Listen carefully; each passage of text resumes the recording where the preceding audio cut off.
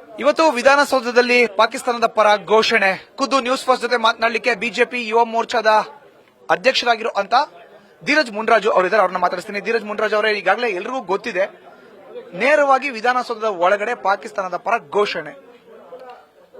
ನಾಚಿಕೆ ಕೇಡು ಸರ್ಕಾರಕ್ಕೆ, ಮುಖ್ಯಮಂತ್ರಿಗಳಿಗೆ, ಗೃಹ ಮಂತ್ರಿಗಳಿಗೆ. ಇವರೆಲ್ಲರಿಗಿಂತ ರಾಜ್ಯಸಭೆ ಎಂಪಿ ಆಗಿ ಅವ್ರು ಯಾರೋ ಗೆದ್ದವರಲ್ಲ, ಅವ್ರ ಹೆಸರು ಹೇಳಕ್ಕೆ ನಮ್ಗೆ ನಾಚಿಕೆ ಆಗುತ್ತೆ. ಯಾರಾದ್ರೂ ನಮ್ಮ ಮುಂದೆಗಡೆ ಪಾಕಿಸ್ತಾನ್ ಜಿಂದಾಬಾದ್ ಅಂತ ಯಾರಾದ್ರೂ ಹೇಳಿದ್ರೆ ಸ್ವಾಭಾವಿಕವಾಗಿ ಒಬ್ಬ ಭಾರತೀಯನಾಗಿ ಅವ್ರನ್ನ ಇಟ್ಕೊಂಡು ಎರಡು ಬಿಡೋಣ ಅಂತ ಬರುವಂತದ್ದು. ಇನ್ನೇನು ಮಾಡಿಲ್ಲ ಅಂದ್ರೆ ಕಾನೂನು ರೀತಿಯಲ್ಲಿ ಪೊಲೀಸ್ ಅವ್ರಿಗೆ ಹೇಳೋನ್ನ ಬಂಧಿಸ್ಬೇಕಾ ಬೇಡವಾ? ನೀವೇ ಯೋಚನೆ ಮಾಡ್ರಿ.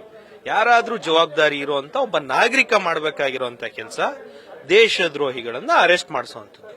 ರಾಜ್ಯಸಭೆಗೆ ಎಂಪಿ ಆಗಿ ಇದಕ್ಕೆ ಮುಂಚೆ, ಈಗಲೂ ಎಂಪಿ ಆಗಿ ಆಯ್ಕೆ ಆಗಿ ದೇಶದ ಅಖಂಡತೆ, ದೇಶದ ಅಸ್ಮಿಯತೆ ಇದನ್ನ ಎತ್ತಿಡಿತೀವಿ ಅಂತ ಇವ್ರು ಪ್ರಮಾಣ ವಚನ ತಗೊಳ್ಳೋಂಥವ್ರು ಪಾಕಿಸ್ತಾನ್ ಜಿಂದಾಬಾದ್ ಅಂತ ಘೋಷಣೆ ಕೂಗಿಸ್ತಾರೆ ಅಂದ್ರೆ ಅವ್ರ ಮನಸ್ಥಿತಿ ಯಾವ ರೀತಿ ಇದೆ?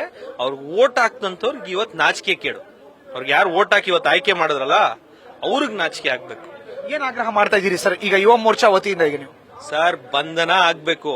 ನಾಳೆ ನಾವು ಹೌಸ್ಗೆ ಹೋಗಕ್ ಮುಂಚೆ ಮುಖ್ಯಮಂತ್ರಿಗಳು ಪವಿತ್ರವಾದಂತ ವಿಧಾನಸೌಧದಲ್ಲಿ ಮತ್ತೆ ಕಾಲಿಡಕ್ ಮುಂಚೆ ಯಾರು ವಿಧಾನಸೌಧ ಮೊದಲನೇ ಮಾಡಿ ಅಸೆಂಬ್ಲಿಗೆ ಹೋಗುವಂತ ಮೊದಲನೇ ಮಾಡಿಯಲ್ಲಿ ಯಾರು ದೇಶ ವಿರೋಧಿ ಘೋಷಣೆ ಕೂಗಿದ್ದಾರೆ, ಯಾರು ಈ ಬ್ರದರ್ಸ್ ಈ ದೇಶ ವಿರೋಧಿ ಕುತಂತ್ರವನ್ನ ಮಾಡಿದ್ದಾರೆ, ಅವರ ಬಂಧನೆ ಆಗುವವರೆಗೂ ನಮ್ಮ ಹೋರಾಟ ನಿರಂತರವಾಗಿರುತ್ತೆ. ಇದು ಒಟ್ಟಾರೆ ಧೀರಜ್ ಮುನ್ರಾಜು ಅವರ ರಿಯಾಕ್ಷನ್. ಕ್ಯಾಮರಾ ಪರ್ಸನ್ ಮಂಜು ಜೊತೆ Madhusudan, news first Kannada, Bengaluru. News first ನಿರ್ಭೀತಿಯಿಂದ ನಿಮ್ಮ ಪರವಾಗಿ.